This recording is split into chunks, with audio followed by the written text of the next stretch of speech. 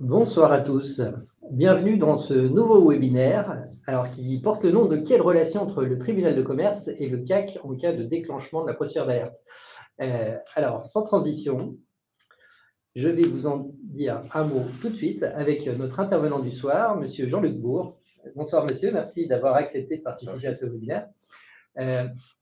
Monsieur Bourg, vous êtes juge délégué à la prévention au sein du tribunal de commerce de Paris.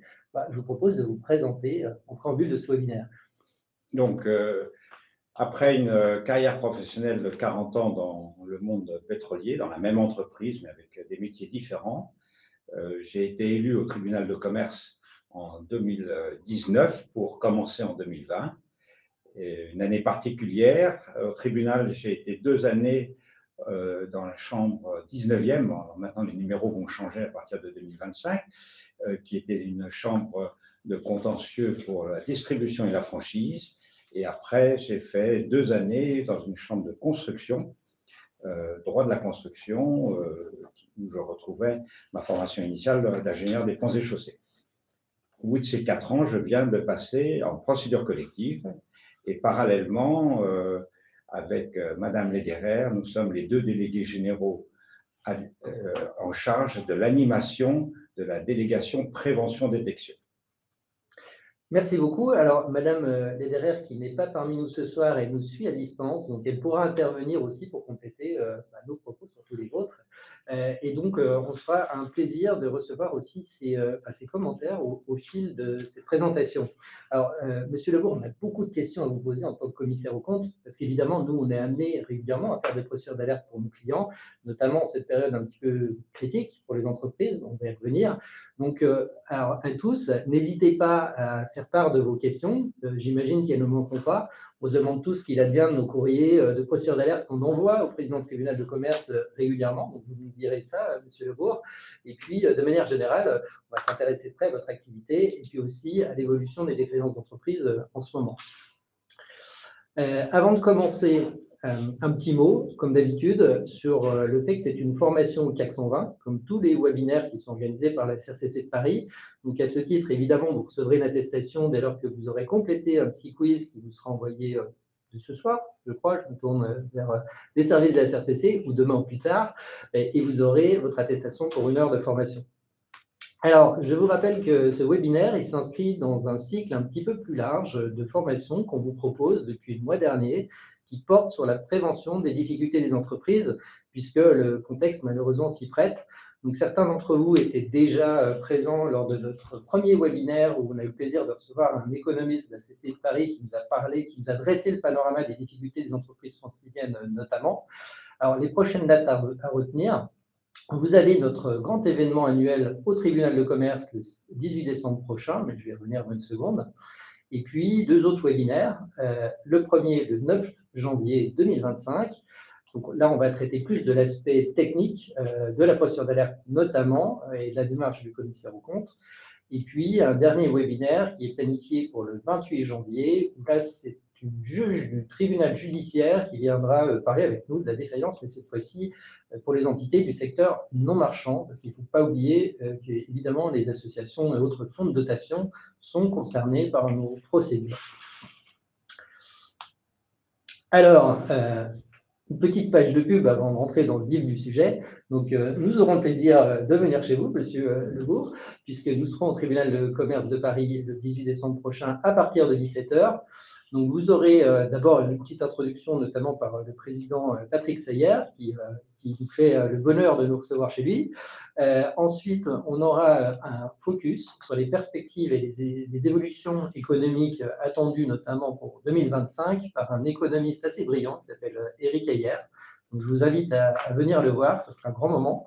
Et puis, enfin, il y a une table ronde sur les révélations. Alors, les révélations, comme ça, ce n'est pas forcément très glamour, mais il faut savoir qu'il y a eu un certain nombre d'évolutions avec une ordonnance qui est sortie en décembre 2023, avec des nouvelles obligations en la matière pour les commissaires de comptes, notamment pour certaines missions d'ordre légal en dehors de la mission d'audit légal des comptes, et aussi pour des prestations.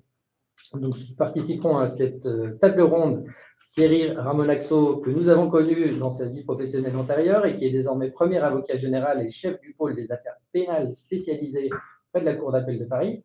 Arnaud Péricard, que nous connaissons bien, qui est un avocat qui défend les confrères et consoeurs, et puis Vincent Régnier, mon prédécesseur, et Marine Julien, notre vice-présidente en charge de notre commission juridique. Donc venez nombreux, ça se termine autour d'un cocktail sympathique au tribunal de commerce. J'espère qu'on vous y retrouvera, ça fera plaisir de se voir en vrai. Les inscriptions sont bien sûr ouvertes, il reste des places, donc n'hésitez pas à vous inscrire. Et bravo à Benoît qui dit d'ores et déjà qu'il sera présent. Encore une fois, n'hésitez pas à nous laisser des messages et des questions sur le chat. Alors, un petit retour rapide sur les statistiques que nous avons pu développer lors de notre précédent webinaire. Chacun d'entre vous n'était pas là à ce moment-là. Merci, Monsieur Bourg, pour le baromètre que vous nous avez communiqué. Donc, ce qu'on voit, et c'est là que la situation devient un petit peu critique, c'est l'évolution des chiffres, notamment pendant le troisième trimestre 2024 versus le troisième trimestre 2023. Je fais un petit break parce qu'on avait une question qui nous avait été posée lors du précédent webinaire par Guy Bacrotte. Si vous êtes là, Guy, on a la réponse à votre question. Vous nous aviez demandé, dans les entreprises qui font l'objet d'un redressement judiciaire aujourd'hui, quelle était la part de ces entreprises qui avaient souscrit un PGE. Alors, on en a discuté avec M. Bourg en préparant ce webinaire, et je crois que vous avez une réponse à nous donner. Alors, cette part que l'on estime, puisqu'il n'y a pas effectivement de statistiques qui sont faites, et je ne parle pas là des entreprises que l'on voit en prévention. Je parle de celles pour lesquelles on ouvre une procédure collective, qu'elle soit de niveau redressement ou de niveau liquidation judiciaire. On estime, une fois qu'on a mis de côté les personnes des entreprises récentes qui n'étaient pas créées avant le Covid, que pour celles qui étaient créées avant, il y a à peu près 95% des entreprises qui sont là avec un PGE, et c'est l'arrivée du PGE après 1, 2 ou 3 échéances, ils n'arrivent pas à payer les dernières. Et donc, ce qu'on présuppose, c'est qu'évidemment, ces PGE ont maintenu peut-être de manière un petit peu artificielle en vie certaines entreprises qui auraient pu rencontrer des défaillances publiques. Alors, celles qui pouvaient tenir et qui tiennent continuent et on les retrouve en redressement. Et le PGE gêne pour le paiement, donc la trésorerie, on est en cessation de paiement, mais on arrive à étaler ce qui restera en remboursement dans le cadre d'un redressement. Ce qui ne peut pas se faire, on ne peut pas prolonger le PGE hors situation de redressement. Oui, tout à fait. Alors, pour revenir au baromètre du tribunal de commerce, donc, ce qu'on voit, c'est une hausse significative des mandats ad hoc et des conciliations sur les 12 premiers mois de l'année, donc de 22%, et ça s'accélère de manière très rapide au cours du troisième trimestre 2024, puisque là, c'est une hausse de 56% de ce type de procédure qui est constatée par le tribunal de commerce. Pire encore, l'évolution des liquidations judiciaires et des redressements judiciaires en particulier, là c'est une hausse de 53% des redressements qui ont été constatés lors du troisième trimestre 2024 par rapport à l'année précédente. Ce qu'on constate, chacun de nous, chez nos clients, c'est qu'on a un certain nombre de clients aujourd'hui qui sont en position difficile, qui nous amènent bien souvent à déclencher des procédures d'alerte. Et là, il y a vraiment un effet d'emballement, si je puis dire, qui est constaté par nos confrères. Je vous rappelle qu'on a une commission juridique à la CRCC de Paris, à laquelle vous pouvez adresser toutes vos questions. Le premier sujet qui nous vient aujourd'hui de la part de mes confrères porte sur l'alerte et sur la prévention des difficultés des entreprises. On voit bien que c'est malheureusement un vrai sujet en ce moment. Donc voilà, proportionnellement, il y a beaucoup plus de redressement que de liquidation en termes de croissance de ces défaillances qu'on peut constater. Donc c'est évidemment un sujet sensible qu'il convient de suivre pour nous, professionnels du chiffre. Mais pour rassurer vos adhérents, les entreprises que l'on voit sont essentiellement des petites entreprises. Il y en a quelques grandes qui peuvent être donc concernées par les seuils demandant l'intervention de vos adhérents, mais c'est essentiellement des petites entreprises. C'est vrai, moi ce que je constate, j'ai une centaine de mandats que je suis d'entreprises de tailles diverses. Celles qui sont le plus en souffrance, c'est les entreprises qui font entre 10 et 30 millions d'euros de chiffre d'affaires. Là, j'ai lancé un certain nombre de procédures récemment, plus que les plus grosses qui effectivement sont peut-être aujourd'hui un peu plus à l'abri. Mais bon, tout ça n'a pas vocation à être, pas de vocation statistique et tout ça. C'est un simple constat. Alors, on nous demande d'ores et déjà, est-ce que ça concerne les entreprises que vous suivez, davantage les entreprises avec ou sans commissaire aux comptes? Non, non, très clairement, au niveau, on le disait tout à l'heure, au niveau de la prévention-détection, nous ouvrons chaque année, en 2023, c'était 2250, et il y a à peu près une hausse de 10% en 2024, donc on va être autour de 2500. Et là-dessus, le nombre d'ouvertures, d'invitations, de convocations à cette réunion de rencontre avec un juge délégué à la prévention, c'est seulement à la suite de 180 alertes venant des commissaires aux comptes. Donc, c'est essentiellement, il n'y a pas de sociétés qui viennent, là, vous voyez, 180 par rapport à un ratio de 2300, c'est moins de 10%. C'est vrai. Merci beaucoup Antoinette de ta question. Alors, tu as anticipé un peu ce qu'on avait prévu de dire plus tard, mais on va y revenir. Jean-Charles, toi, tu abordes une question qui a été soulevée récemment, conseil d'ailleurs régional de la CRCC de Paris. On ne connaît pas, on connaît le nombre de liquidations judiciaires d'entreprises. On n'a pas d'information sur le nombre de liquidations amiables. Je ne sais pas si c'est une information qui est dans vos radars ou... Non, cette information n'est pas du tout dans nos radars. Parce que ça se mélange avec des fermetures pour arrêt d'activité. Ouais. C'est pas, on ne le voit pas. Ouais. C'est vrai qu'on a le cas. Moi, j'ai une société qui est concernée comme ça, d'assez grosse taille, mais qui préfère une liquidation amiable parce que moins douloureux peut-être pour les actionnaires, possible parce que la trésorerie était suffisante, mais qui a quand même un impact en termes d'emploi significatif.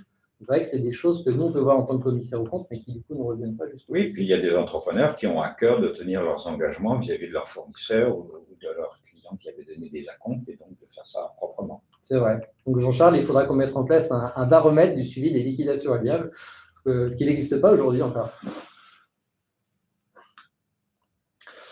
Alors, vous nous avez préparé un petit tableau.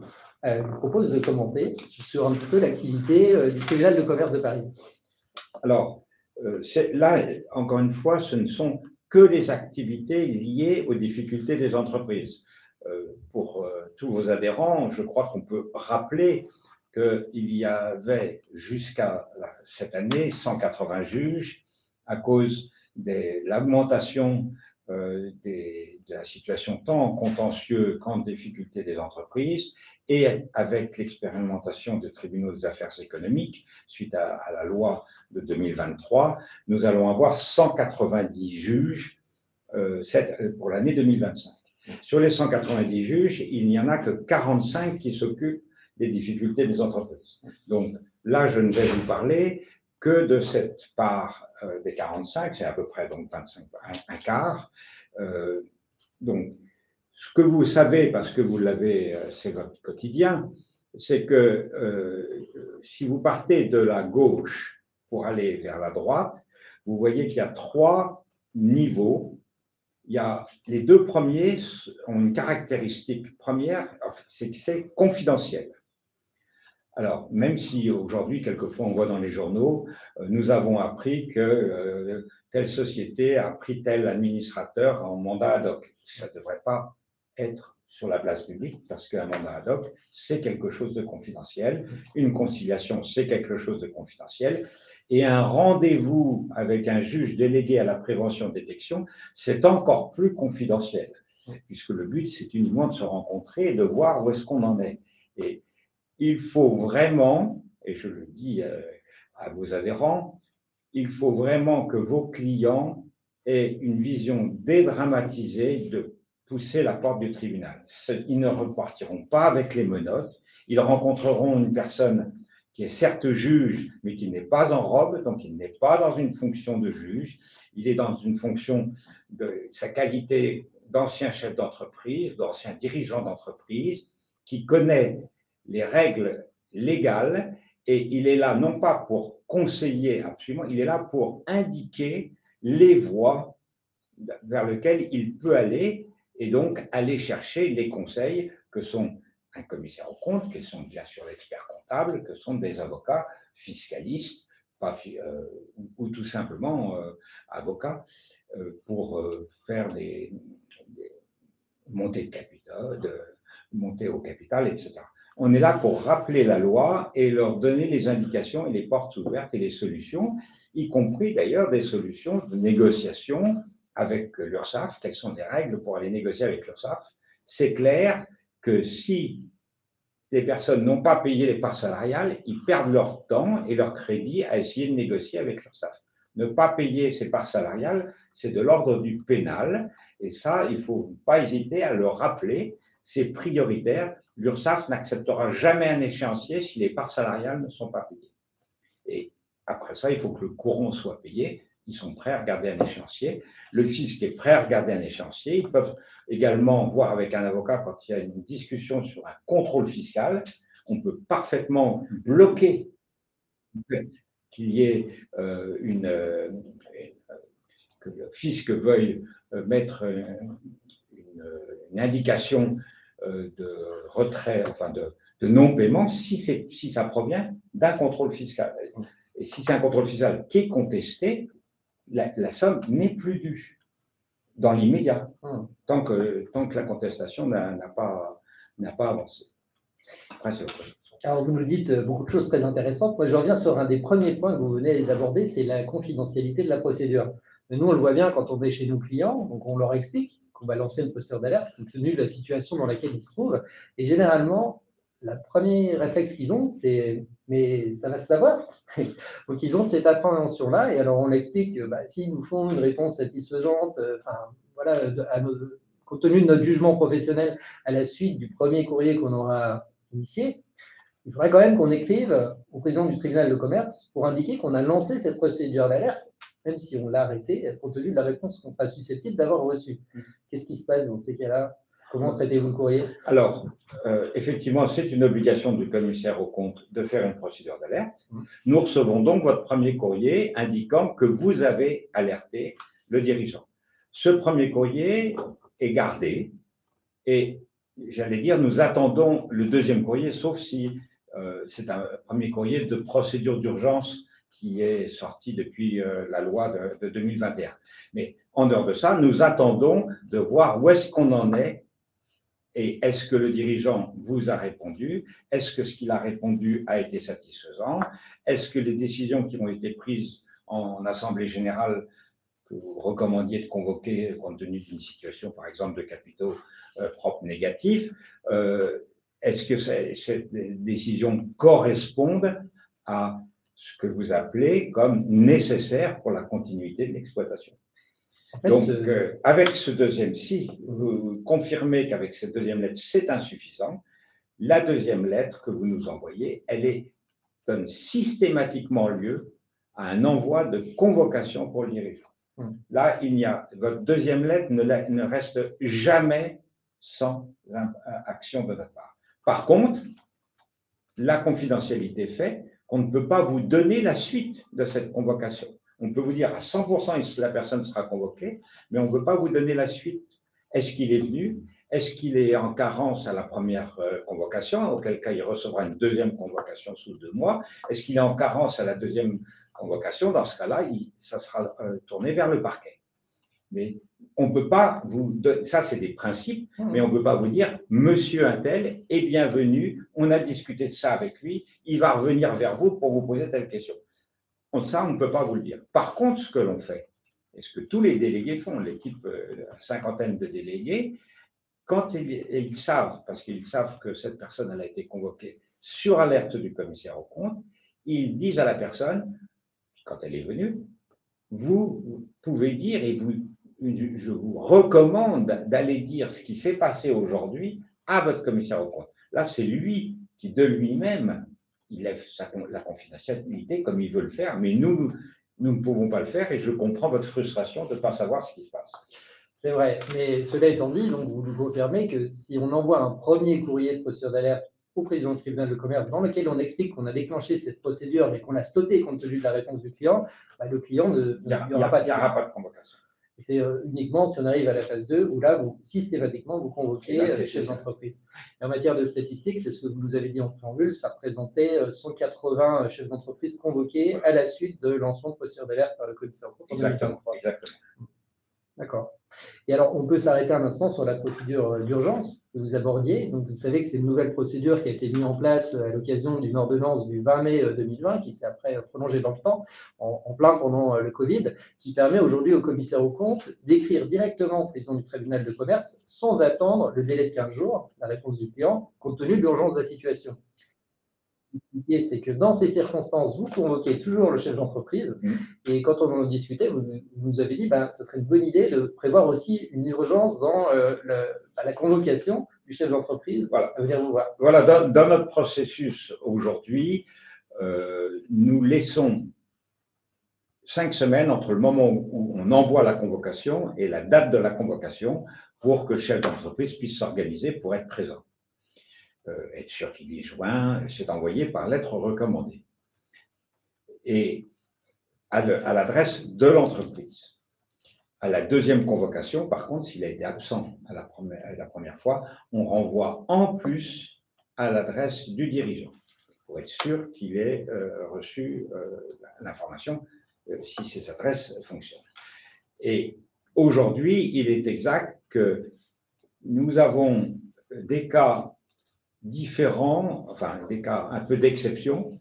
Si une personne de manière spontanée veut nous rencontrer parce qu'elle a entendu que le tribunal peut indiquer, peut donner des informations, des voies. Alors, on dit toujours des voies de solution, des voies de conseil. Ce n'est pas des conseils, ce n'est pas des solutions, c'est des voies pour aller s'orienter et voir si ça s'adapte à sa situation. Il peut venir de manière spontanée et quand il demande de manière spontanée, nous avons un indicateur qualité puisque le tribunal est ISO 9001. L'indicateur de qualité, c'est qu'on répond à la personne qui demande cette convocation spontanée, on lui répond dans les 24 heures et il a un rendez-vous dans la semaine. Il vient en surplus des convocations déjà lancées. Et là, il n'y a pas de problème de délai pour le prévenir vu que c'est lui qui est demandeur. Quand il y a une annonce faite, enfin une demande de convocation faite par le parquet, nous organisons pour trouver systématiquement dans le mois qui arrive, on envoie et il passe tout de suite en priorité. Si les audiences du mois qui suit ne sont pas pleines, on le place. Si c'est plein, on le met en surplus. Par contre, c'est vrai qu'aujourd'hui, on ne le fait pas pour les alertes du commissaire aux comptes. Et on peut se poser la question, effectivement, et je vais y réfléchir avec Madame Lederer et on va questionner les délégués et le greffe et le président, de dire pour les commissaires aux comptes qui donnent une alerte urgente, effectivement, de trouver une solution différente. Mais l'expérience que j'ai depuis 2 ans, et surtout depuis cette année où je vois toutes les alertes du commissaire aux comptes, c'est qu'il n'y en a pas eu beaucoup. Une seule, m'a dit. Il y en a une dont je me souviens très bien, et les autres, peut-être qu'il y en a eu une autre, alors je ne les vois pas tout à fait toutes, parce que Mme Lerner envoie, on va dire statistiquement 50%, mais c'est quand même très peu sur les 180. C'est sûr. Sur la suite du tableau, oui. Puisqu'on a parlé plus de la partie gauche qui est la prévention-détection, vous voyez qu'il est mentionné les impacts et les moyens, et à quel niveau il faut passer quand on sent que ça dépasse le chef d'entreprise, il a besoin d'une aide pour aller négocier. C'est souvent avec les banques où le mandataire ad hoc aide à la négociation et a fortiori en conciliation. Et la dernière colonne à droite, là nous rentrons dans les procédures collectives, que ce soit sauvegarde, que ce soit redressement ou liquidation.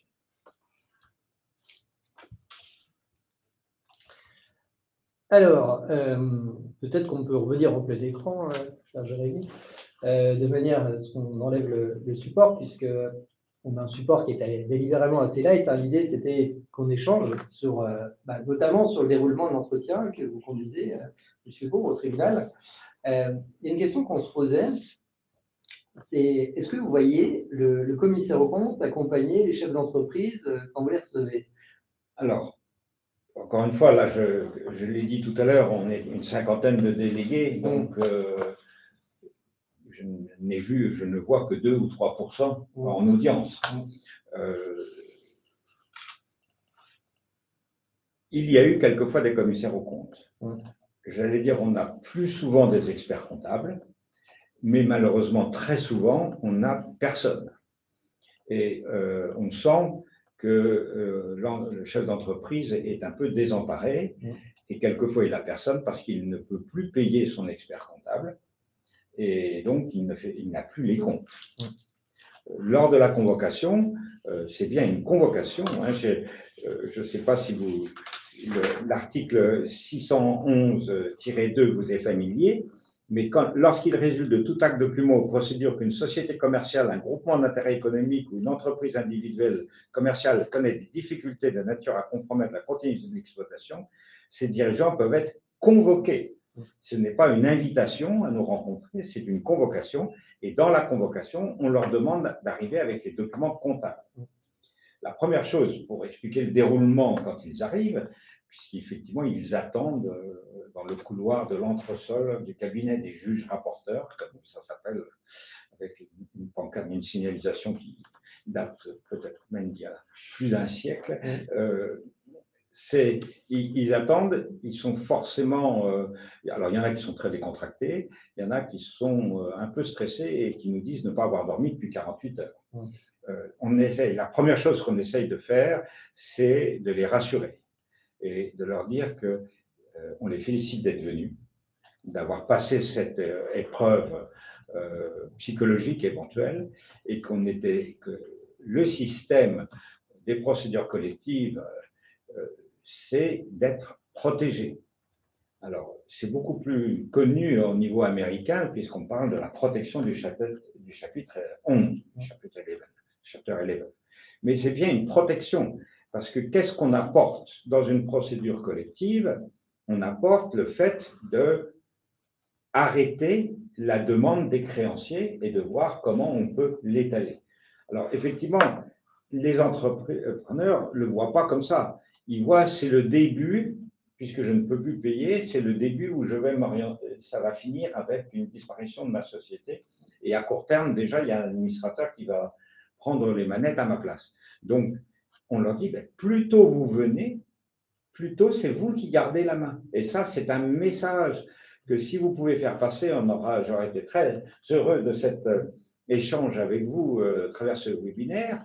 Plus tôt ils viennent au tribunal, plus tôt on peut leur donner les positions et plus tôt ça va bien se passer. On a vu dès l'année dernière des architectes, des cabinets d'architecture avec 20-25 personnes, qui disaient on a travaillé, tous nos salariés, nos collaborateurs ont eu du travail plus qu'il n'y en avait en 2023 pour répondre à des appels d'offres.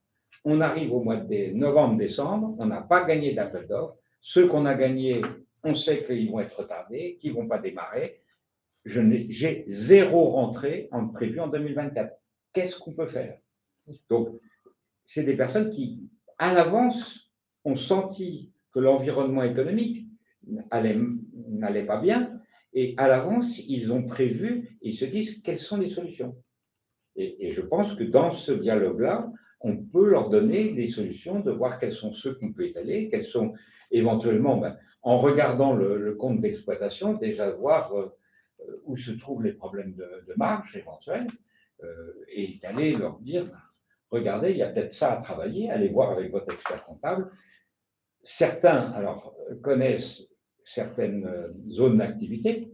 On a au tribunal de commerce des juges qui sont des restaurateurs, donc tous les ratios de loyer, de personnel, j'allais dire grosse margine, mais de marge brute, sont connus, et là, ils peuvent dire rapidement ça va ou ça ne va pas. Ce n'est pas des conseils qu'ils donnent, c'est des indications en disant là, ça ne va pas, il faut que vous fassiez quelque chose.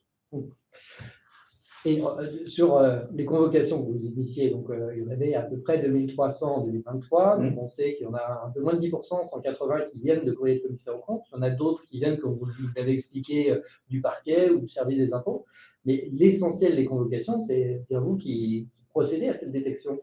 Oui, alors c'est effectivement, il y a, en dehors des 180 qui proviennent des alertes des commissaires aux comptes, nous avons à peu près une centaine qui viennent du parquet, le parquet lui-même ayant été alerté suite à souvent des fermetures administratives, soit pour travail dissimulé, soit pour des questions de sécurité du lieu de travail, soit des prud'hommes avec des salariés qui, bien qu'ayant gagné un prud'homme, ne sont pas payés et n'ont pas réussi à faire une saisie conservatoire.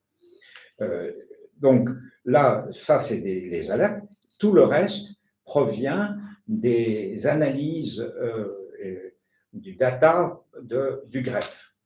La première chose que voit le greffe, et ça c'est important que, alors, en tant que commissaire aux comptes, vous le vérifiez, et je le demande aussi aux experts comptables, les experts comptables très souvent ont une mission de comptabilité qui peut s'étendre à aller déposer l'alias fiscal et voire à payer la compte d'impôt.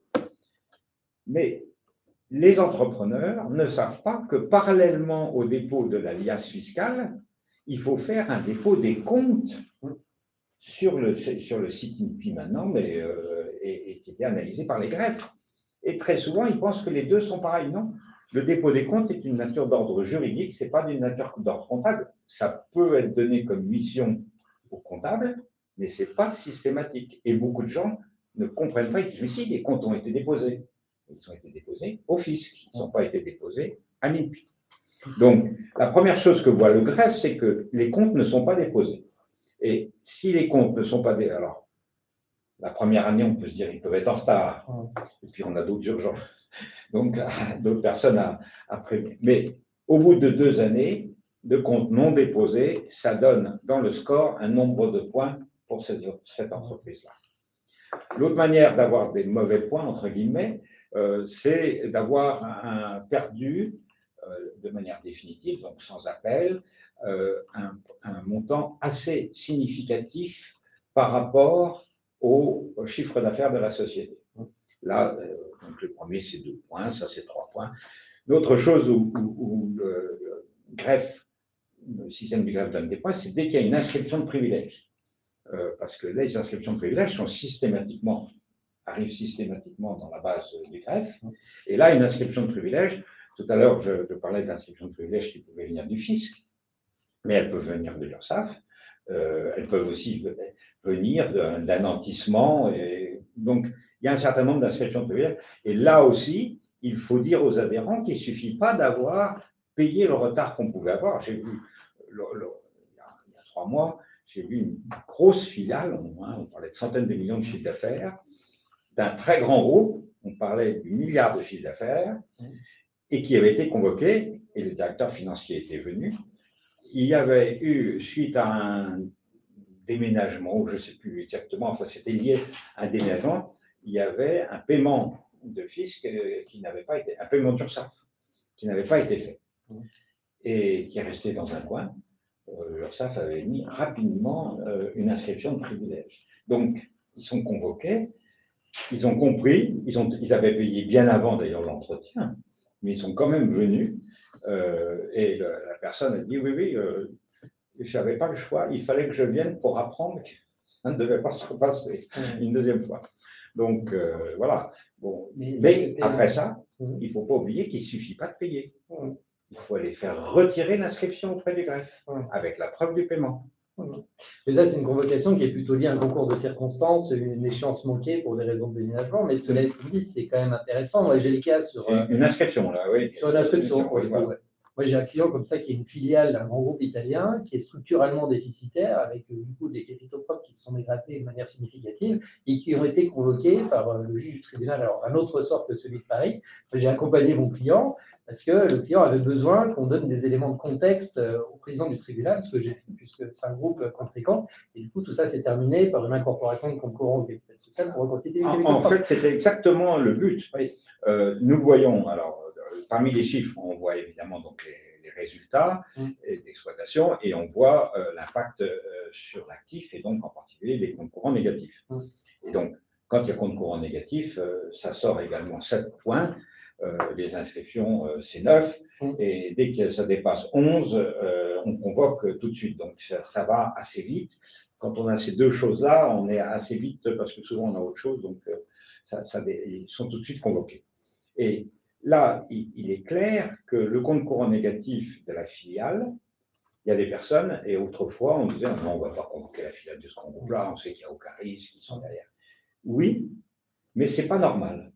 C'est pas normal, et malheureusement, on a vu aussi quelquefois des grands groupes sérieux qui ont abandonné leur filiale parce qu'il ne fallait pas entraîner tout le groupe dans le précipice. Donc, à partir du moment où les capitaux propres sont négatifs, il faut prévoir de les faire remonter ou de régler la situation. Aujourd'hui, on a beaucoup de start-up. Et les start-up, on arrive quelquefois à avoir 5 millions de capitaux propres négatifs, 10 millions de capitaux propres négatifs, puisqu'ils mettent de l'argent, mais quelquefois en compte courant, et puis pas du tout, ça ne marche pas au capital. Donc, il faut faire attention, et je pense que des fournisseurs, a fortiori des fournisseurs étrangers, qui vont lire rapidement le compte et les bilans, peuvent quelquefois ne pas avoir confiance dans une société parce que ça n'a pas été fait. Donc, on a eu quelquefois, plusieurs délégués ont eu comme expérience un directeur de filiale qui a dit « Je suis content que vous m'ayez convoqué parce que vous me donnez un moyen pour demander à ma maison mère de recapitaliser. »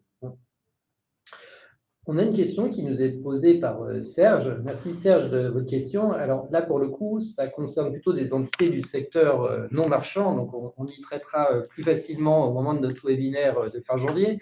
Pour autant, évidemment, l'arrêt de subvention annoncé par une tutelle, eh bien, ça risque de remettre en question la continuité d'exploitation de ces structures-là. Donc, il y aura certainement une alerte à lancer si la continuité à 12 mois à partir du 31 décembre 2024 vous paraît compromise. Ça nécessite une forme de vigilance et puis peut-être aussi des actions. Donc, mais ce n'est pas auprès de vous, Monsieur Bourg, qu'on enverra ces courriers. Mais oui, mais c'est une vraie question au moment du vote du budget. Ouais. Parce que si le budget n'est pas voté, il y a un certain nombre de choses qui pourraient tomber. Oui, tout à fait. Alors, que nous demande Jonathan sur le dernier sujet? Le tribunal peut donc obliger une société à recapitaliser par des comptes courants. Se recapitaliser par des comptes courants, on ne peut pas l'obliger. Hein. Exactement, c'est ce que j'allais vous répondre tout de suite. Le tribunal ne peut pas obliger. Donc, tant qu'il n'y a pas de cessation de paiement, le tribunal ne peut rien faire. Au moment où il y a cessation de paiement et où il y a une demande, parce que là encore, c'est sur demande du parquet, sur assignation d'un tiers et bien évidemment sur demande de l'entreprise, là, le tribunal décide. Mais il ne peut pas obliger quelqu'un. Ouais. En fait, ça fait un point commun avec notre profession. Vous donnez des grandes orientations et nous donnons des recommandations, mais on n'oblige personne. On ne peut pas. Ouais, tout à fait. Et alors, que se passe-t-il quand vous convoquez un chef d'entreprise et qu'il ne vient pas? Alors, on est forcément déçu parce que les juges délégués qui sont bénévoles, qui ont consacré, qui ont bloqué leur après-midi pour recevoir des personnes, sont forcément déçus quand les entrepreneurs ne sont pas là. La première chose que l'on fait, c'est qu'on établit donc un procès verbal de carence, et ce procès verbal de carence est envoyé à la personne en disant « on vous attendait, on ne vous a pas vu ». Et là, il arrive qu'il y a des personnes qui disent « j'ai zappé » et qui s'excusent tout de suite. Bon, ça se passe bien, et le rendez-vous d'après, la plupart du temps, on les reconvoque sous 2 mois et ils sont là derrière. Il y en a malheureusement qui ne répondent pas du tout. Alors, il y a plusieurs raisons pour lesquelles ils n'ont pas répondu. Il y en a où ils ont été avisés, reçus, pris en main, et ils ne sont pas venus. Bon, c'est peut-être ceux qui ont peur du tribunal, ou c'est peut-être ceux qui sont dans l'urgence de l'exploitation, voire dans le déni que ça va mal. Normalement, s'ils sont suivis par des commissaires aux comptes, ils ont eu le temps d'être un peu préparés au fait que c'est vraiment qu'il faut faire quelque chose. Mais dans ceux qu'on convoque, qui ne sont pas tous, il y en a beaucoup qui croient toujours qu'ils vont se refaire, qu'ils ont répondu à l'appel d'offres, ils vont l'avoir. Le marché arrive, on m'a dit qu'il arrivait. Le client va me payer. Ça fait 1 an qu'il ne lui a pas payé, mais là, il lui a promis qu'il va payer dans 15 jours, donc je pourrais payer. Je ne serai plus en cessation de paiement. Donc, des situations dans lesquelles ils disent c'est pas la peine d'y aller puisque ça va s'arranger. S'ils ne sont pas venus, on les reconvoque une 2e fois, et s'ils ne viennent pas la 2e fois, qu'ils aient été d'ailleurs touchés ou pas, c'est-à-dire que l'adresse fonctionne ou que l'adresse ne fonctionne pas, à ce moment-là, nous envoyons au parquet qui va faire une enquête, c'est-à-dire qu'il va demander que quelqu'un voit, est-ce que la société existe encore, il va regarder un certain nombre de choses, et à ce moment-là, le parquet peut demander une assignation en liquidation judiciaire si il n'y a pas de réponse à cette adresse et que la société va voir. D'accord. Donc, si on a des clients qui nous disent bah, je suis convoqué par le tribunal de commerce, qu'est-ce que je fais? Évidemment, la bonne réponse à donner, c'est allez-y, allez-y. Voilà. Avec en plus tout ce que vous nous avez expliqué, à la fois en matière de confidentialité, plus les orientations que vous pouvez donner à ces voilà. On fait très attention à la confidentialité et dans les couloirs où ils attendent leur tour, nous n'appelons jamais par le nom de l'entreprise, fortiori le nom du dirigeant. Soit on donne le numéro de référence, mais on se rend compte que c'est surtout en appelant par l'horaire que les entrepreneurs retiennent. Parce qu'ils savent, ils tiennent qu'une seule chose, je dois être au tribunal à telle heure. Donc l'heure, elle est bien enregistrée dans leur tête et quand on les appelle à l'heure, c'est eux qui se lèvent. C'est différent. Alors, Philippe nous pose une bonne question. Les juges chargés de ce type de dossier peuvent-ils être consultés en amont d'une procédure d'alerte par le commissaire aux comptes? Donc, je pense que Philippe, vous faites un peu écho à ce qu'on peut faire en matière de révélation au procureur de la République. On peut appeler avant le procureur pour échanger avec lui sur le dossier. En matière de prévention, je ne suis pas certain que ce soit faisable. Non, mais dans l'autre sens, effectivement, informer le commissaire. Normalement, vous avez les informations plutôt avant nous, d'ailleurs. En fait, le conseil, c'est plutôt de vous envoyer nos chefs d'entreprise pour que vous puissiez les accompagner sur qu'est-ce qu'un mandat ad hoc, qu'est-ce qu'une conciliation, finalement, pour dispenser de l'information. Mais nous, on ne pourra pas se servir, compte tenu de la responsabilité qu'on engage, je me vois mal ne pas lancer la procédure d'alerte quand j'estime qu'elle doit l'être, surtout qu'on peut s'arrêter à l'issue de la phase 1 si le client nous a répondu de manière satisfaisante. Une fois, les clients pêchent un peu par excès d'optimisme, ce que vous nous expliquez à l'instant, mais je pense qu'il ne faut pas s'en exonérer puisque la mise en responsabilité sera trop importante pour vous. Alors, je découvre les questions même pour vous. Hein. Donc, Thomas, mais vous avez des meilleurs yeux. Alors, la mise en place de plateformes directement sur le site de la CNCC est-elle prévue pour effectuer des alertes révélations par le CAC? Alors, je ne connais pas le sujet, mais je ne pense pas, puisqu'il faut écrire directement au procureur ou au tribunal concerné. Donc, je ne sais pas ce que c'est que cette plateforme, mais je vais me renseigner. Et Thomas, on vous répondra. Mais je présume que la réponse est non. Maintenant, il faut que je regarde un peu de quoi il s'agit. Est-ce que vous suivez les chefs d'entreprise que vous recevez en entretien? Est-ce que vous les revoyez par la suite? Voilà. Alors, j'attends. C'est effectivement une des parties les plus intéressantes qu'il y a, c'est que quand la personne vient, qu'on a analysé avec lui, il a amené ses chiffres, on a analysé ses soucis, il a dit j'ai bien compris et ça je peux le faire, ça je peux le faire, ça je peux le faire. Et ça devrait fonctionner. Et à ce moment-là, on lui dit c'est très simple, ce que je vous propose, il y a des dates, on va prendre un rendez-vous 3 mois après une de ces dates, la dernière de ces dates. Et comme ça, on fera le point. Vous aurez, votre exploitation aura continué, votre marché aura évolué, vos activités aussi, mais les actions précises que vous avez prises par rapport à vos problèmes, souvent de trésorerie ou de haut de bilan, eh bien, vous avez dit que vous allez les prendre et on verra si elles ont été prises. Et on revient avec des personnes qui nous disent « Oh, vous nous avez conseillé », on dit « Non, on n'a rien dit. Hein. » Non. Et maintenant, ça fonctionne très bien. Et je vous en remercie. Et ils sont heureux de revenir pour nous montrer que ça fonctionne et qu'ils ont pu mettre en place ce qui avait été dit et ce qu'ils avaient trouvé par eux-mêmes. Hein.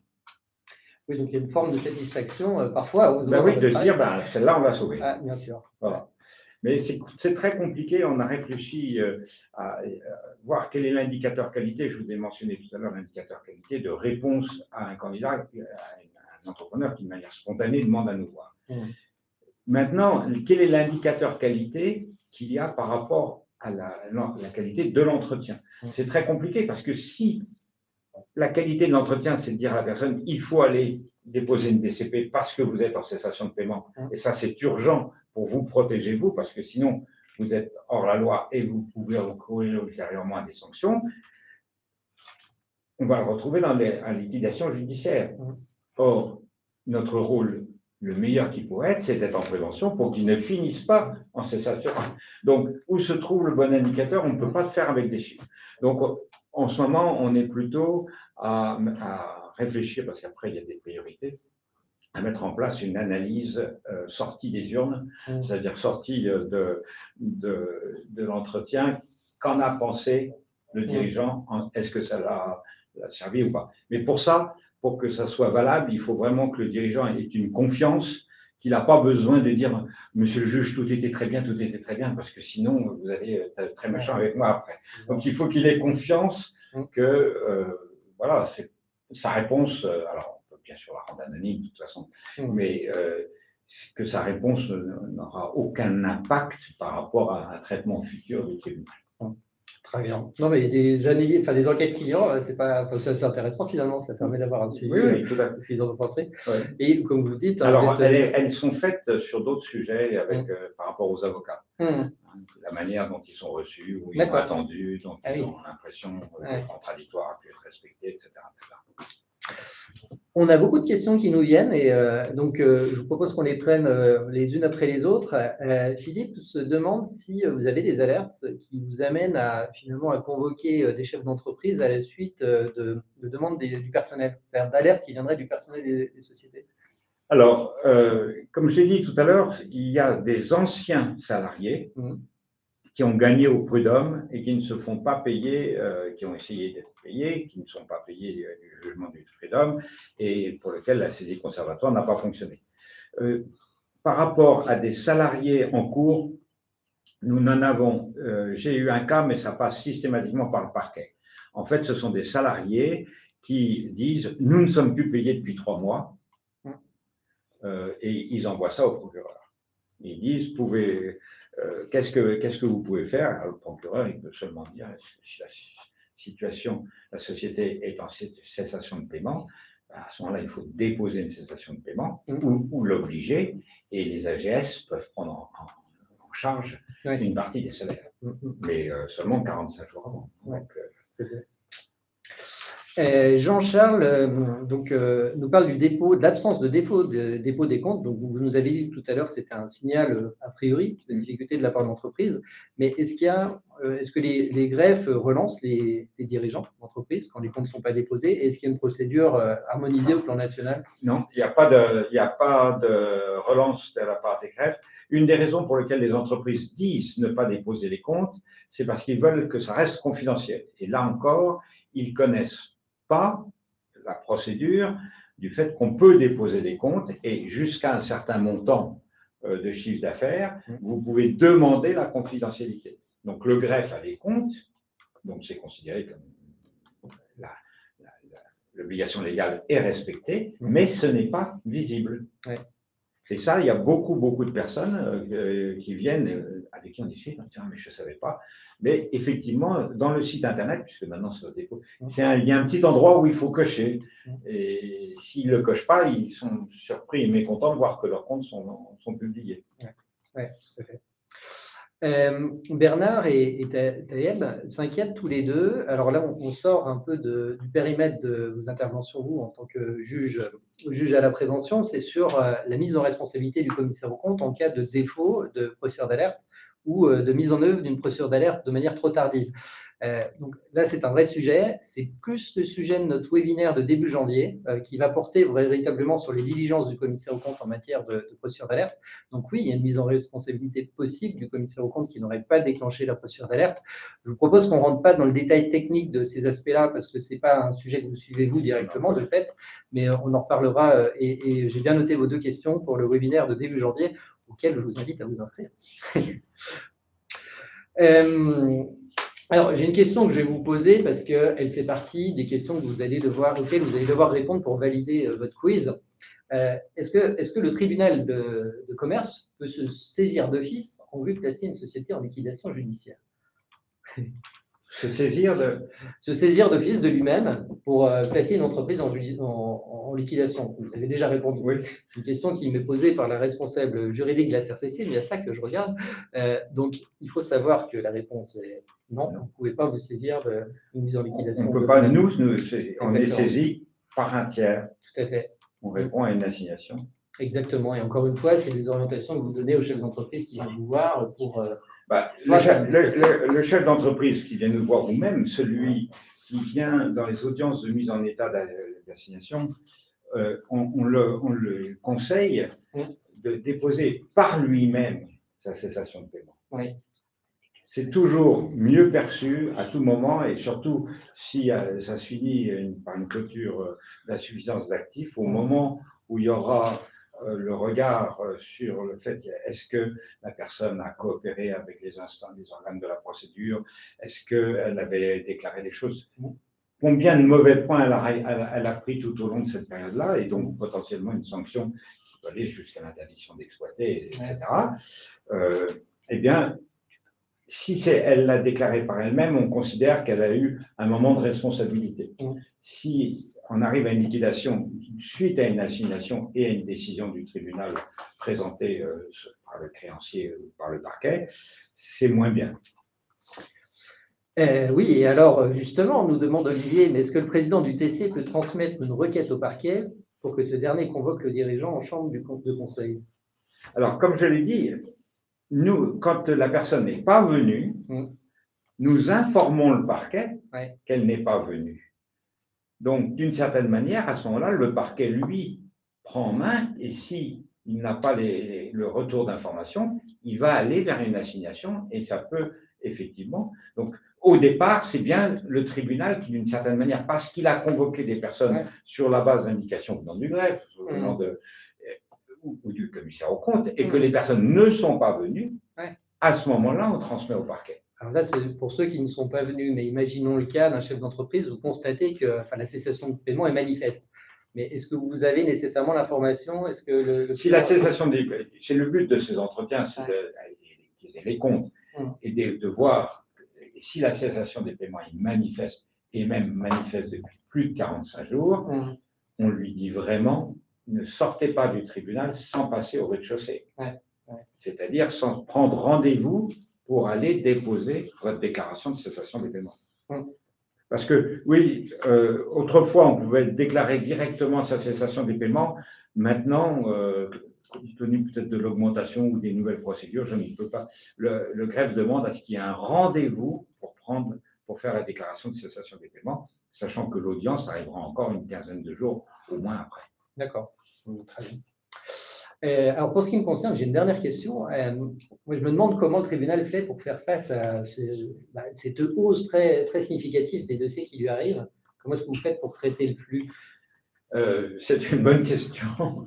Alors, dans le cas des procédures collectives, on a rajouté des formations, c'est-à-dire qu'on demande à des juges qui ont déjà une audience. Donc actuellement, pour ceux qui sont familiers avec le tribunal de commerce, le lundi, il y a les sauvegardes, les audiences de sauvegarde, et il y a deux formations de délibérés, 2 fois 3, donc il peut y avoir deux audiences en parallèle.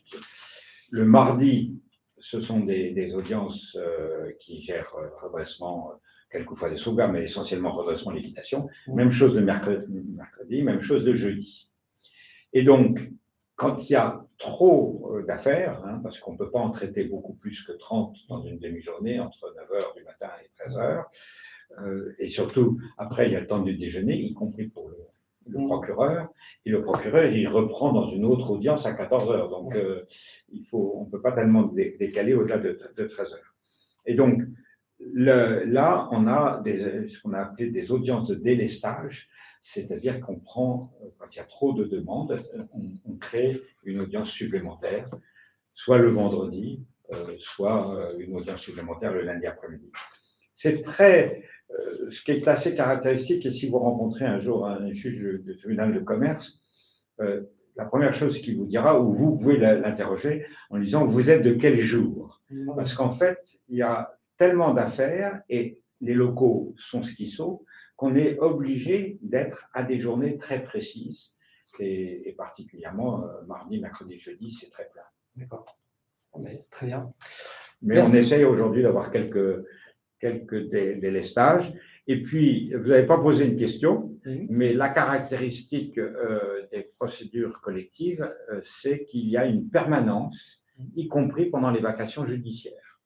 Donc, les vacations judiciaires, c'est au moment de Noël jusqu'à début janvier. Et puis après, il y a des vacations additionnelles, entre guillemets, qui sont le temps que le tribunal soit installé. Or, vous savez que dans l'organisation judiciaire, on commence par installer la Cour de cassation, puis la Cour d'appel, etc. Donc, et puis le tribunal judiciaire et le commerce arrive. Cette année, l'installation arrive assez rapidement, puisqu'elle arrive le mercredi 15 janvier. Donc, il y a effectivement un temps où on travaille et les procédures collectives maintiennent des audiences de vacation entre le dernier jour, qui est le vendredi 20 décembre, et le premier jour de la nouvelle année judiciaire, qui va être le jeudi 16 janvier. Et même chose à Pâques, il y a 15 jours, mais là, il n'y a pas d'heure, il y a juste 15 jours. Et même chose pendant l'été, où on maintient des audiences de vacation. Et vous, Monsieur Bourg, vous êtes de quel jour? Alors, moi, aujourd'hui, je suis du jeudi. Merci beaucoup pour votre éclairage. On a appris beaucoup de choses. C'était vraiment très enrichissant pour nous tous, je pense. Merci à vous qui avez suivi ce webinaire. Comme je vous le disais en préambule, vous allez recevoir un questionnaire de satisfaction, hein, c'est comme au tribunal. Et puis, évidemment, un petit quiz à valider de manière à avoir votre attestation CAC 120 pour 1 heure de formation. Je vous donne rendez-vous au tribunal de commerce en vrai, cette fois-ci. Hein, notez la date, le 18 décembre de 17h à 19h. On sera ravis de vous retrouver, toute l'équipe de la CRCC, au tribunal de commerce. Monsieur Bourg, j'espère que si vous êtes là, vous serez évidemment le bienvenu. C'est un mercredi, mais c'est vrai, peut-être en fin d'audience. Non, mais je sais. Venez pour le cocktail, vous l'aurez bien mérité. Et encore merci de votre intervention. Merci, et puis surtout, merci pour ce que vous pourrez faire pour vos clients en dédramatisant le tribunal et en leur disant n'hésitez pas à y aller. On le fera d'autant mieux maintenant qu'on vous écoute. Merci beaucoup. Merci à vous. Au revoir. Bonne soirée à tous. Au revoir.